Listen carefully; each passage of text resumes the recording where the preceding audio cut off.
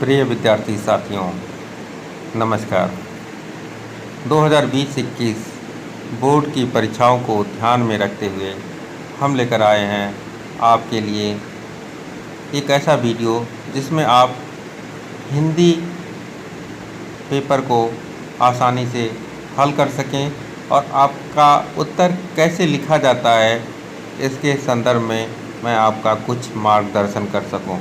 तो मैं जो है बोर्ड की परीक्षा को ध्यान में रखते हुए ये वीडियो बनाया हूँ और मुझे विश्वास है कि अगर आप यह वीडियो शुरू से लेकर आखिरी तक देख लिए तो निश्चित तौर पे आप 95 से लेकर के 100 अंकों तक अपने बोर्ड परीक्षा में हिंदी में नंबर पाने में सफल होंगे।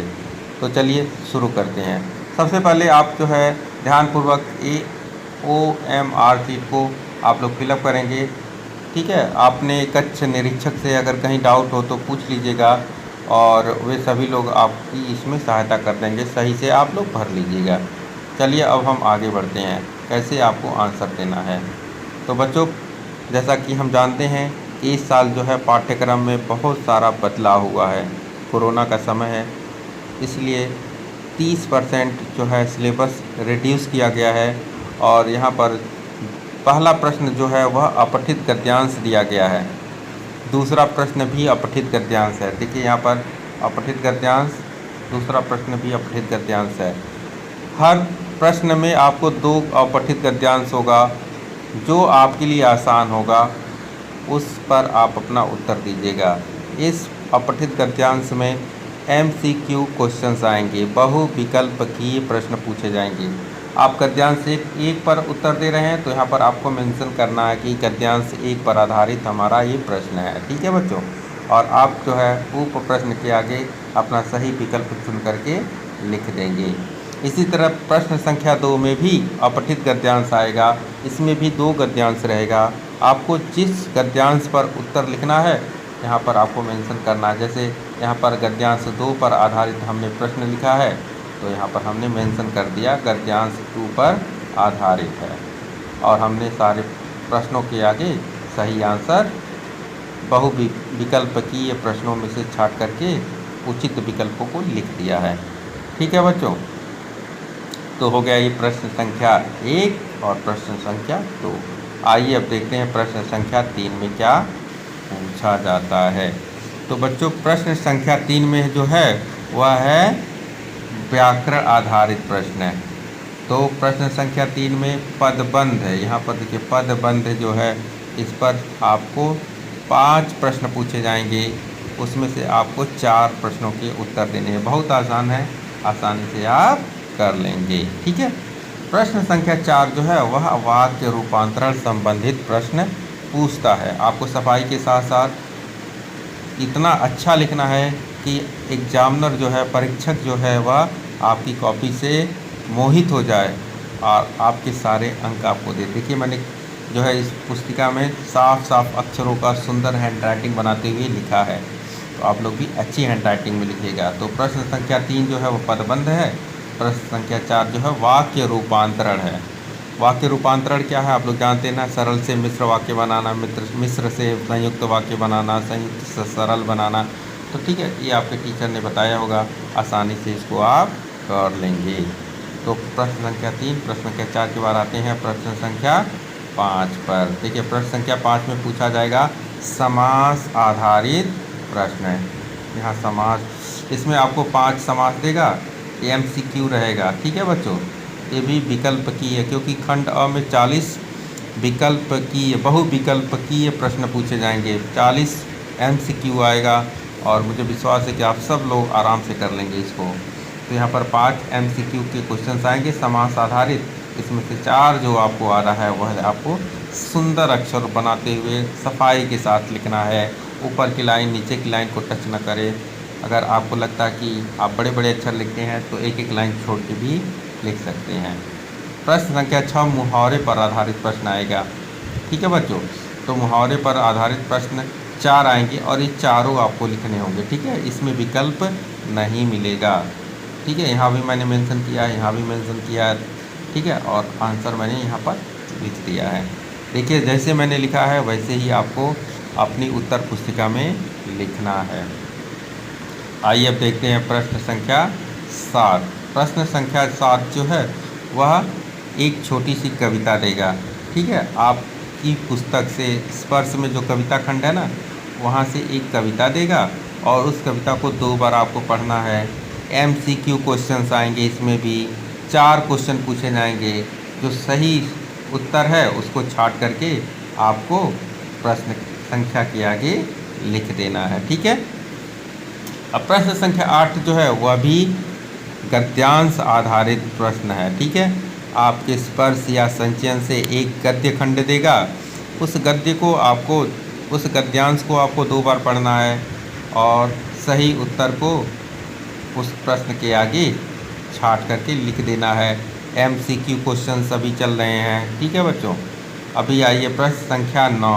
प्रश्न संख्या 9 भी जो है वह क्या है, यह भी आपके पाठ आधारित गद्यांश पर आधारित है। ठीक है, जैसे आपके स्पर्श से कोई गद्यांश उठा लिया, संचयन से कोई गद्यांश उठा लिया और उससे आपको 5 प्रश्न पूछेगा। यह भी बहुविकल्पकीय प्रश्न होंगे।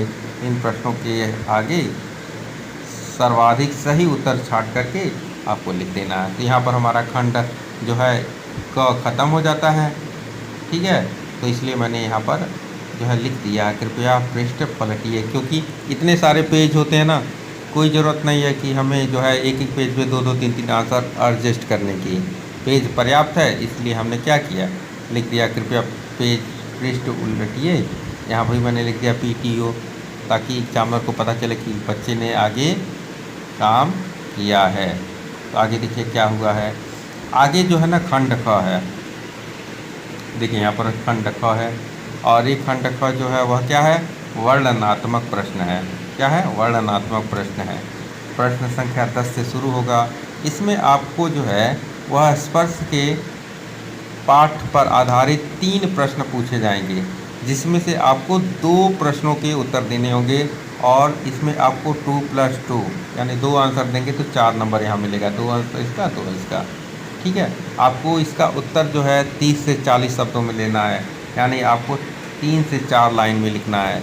ज़्यादा आपको नहीं लिखना है क्योंकि आपका समय बहुत कीमती होता है। ठीक है बच्चों,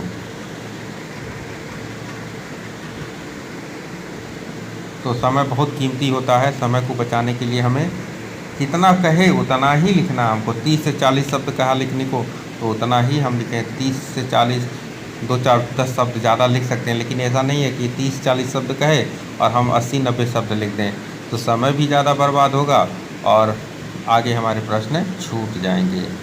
तो प्रश्न संख्या 10 हमने कंप्लीट कर लिया। अब आते हैं प्रश्न संख्या 11।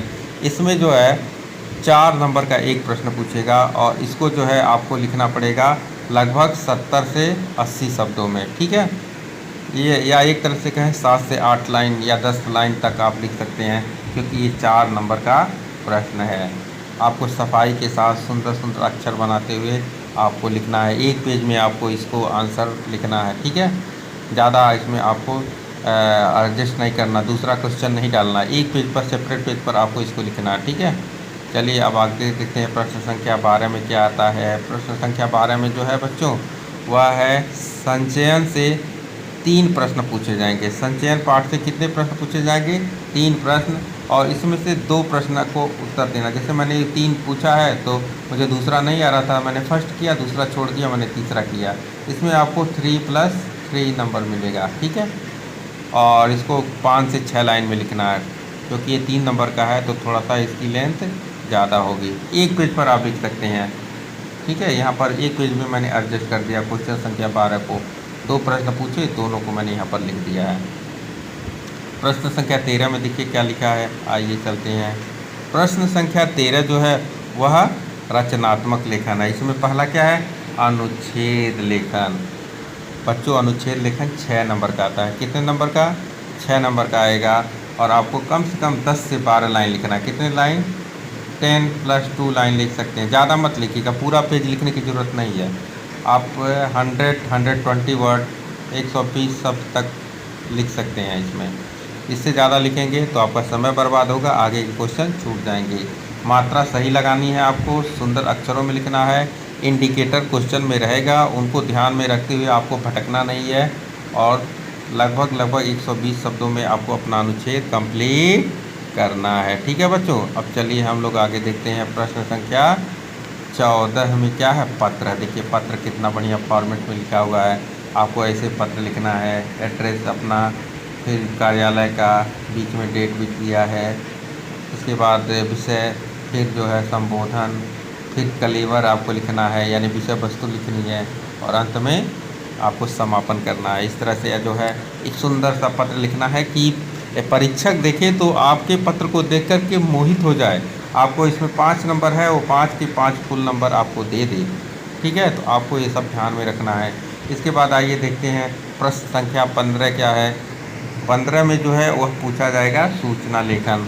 तो बच्चों सूचना लेखन में क्या करना है, आपको एक बॉक्स बनाना है और इस बॉक्स में खूबसूरत राइटिंग में आपको लिखना है पहले संस्था का नाम, फिर सूचना, फिर दिनांक, फिर आपका विषय वस्तु यहाँ पे लिखना है, फिर यहाँ पर समापन लिखना है। सूचना लेखन का पूरा फॉर्मेट आपको फॉलो करना है और खूब सुंदर राइटिंग बनाते हुए लिखना है। इसमें 5 नंबर आपको मिल जाएगा। अगर जैसे मैंने लिखा है ऐसे ही अगर आपने लिख दिया तो 5 नंबर आपका मिलना निश्चित रूप से तय है। इसके बाद आते हैं बच्चों, देखते हैं विज्ञापन। तो विज्ञापन का खूब प्रैक्टिस करिए क्योंकि ये एक बहुत अच्छा आर्ट है। ठीक है, इसमें आपको स्लोगन एक लिखना है, फिर आपको जो है अपने विज्ञापन के बारे में जानकारी देनी है, एक सुंदर सा चित्र बनाना है, फिर अपने प्रोडक्ट की विशेषता लिखनी है, फिर एड्रेस लिखना है, ठीक है, मोबाइल नंबर लिखना है, और फिर अंत में एक बॉक्स बना देना है। बॉक्स नहीं बनाएंगे तो आपका विज्ञापन का एक नंबर कट जाएगा। तो अच्छे से विज्ञापन लेखन में जो है आप प्रैक्टिस करिए खूब अच्छा सा, और इसमें 10 से 12 मिनट का समय दीजिए। 5 नंबर इसमें आपको मिल जाएगा। जैसा मैंने विज्ञापन बनाया है ऐसा ही अट्रैक्टिव और आकर्षक विज्ञापन बनाएंगे, ठीक है, तो आपको 5 नंबर निश्चित रूप से मिल जाएगा। अब आइए अंतिम क्वेश्चन। अंतिम क्वेश्चन क्या है, कथा लेखन। तो बच्चों ये कथा लेखन या कहानी लेखन जो है ये आपको 100 से 150 वर्ड के बीच में लिखना है। ये 5 नंबर का है। अंत में शिक्षा लिखना मत भूलिएगा, ठीक है। इसमें आपको इंडिकेटर देगा, यानी कि एक लाइन देगा, बीच में बोलेगा इसी पर आधारित अपनी कहानी पढ़ाइए। तो इसमें आपको जो है खूब प्रैक्टिस करके जानी है, बहुत सारी कहानियाँ पढ़ के जानी है। इसमें 2 कहानी आएगा, उसमें से जो आपको कहानी आसान लगे उसको आपको लिखना है। अगर आपने इस तरीके से अपनी परीक्षा में लिख दिया तो मैं आपको गारंटी देता हूँ आप 98 से लेकर 100 नंबर के बीच में अंक पाएंगे, क्योंकि अब हिंदी में 100 नंबर पाना बहुत ही आसान हो गया है। तो आप लोग एक बार फिर से देख लीजिए, पूरा फॉर्मेट देख लीजिए कैसे लिखा गया है, ऐसे ही आपको लिखना है और आपका जो है परीक्षा में इतना अच्छा नंबर आएगा कि आपको खुद भरोसा नहीं होगा कि हिंदी में इतना अच्छा नंबर कैसे आ गया। तो हिंदी में आप बेस्ट आप प्रदर्शन करें, अपना सबसे अच्छा नंबर लाएँ। मेरी शुभकामनाएँ आपके साथ है।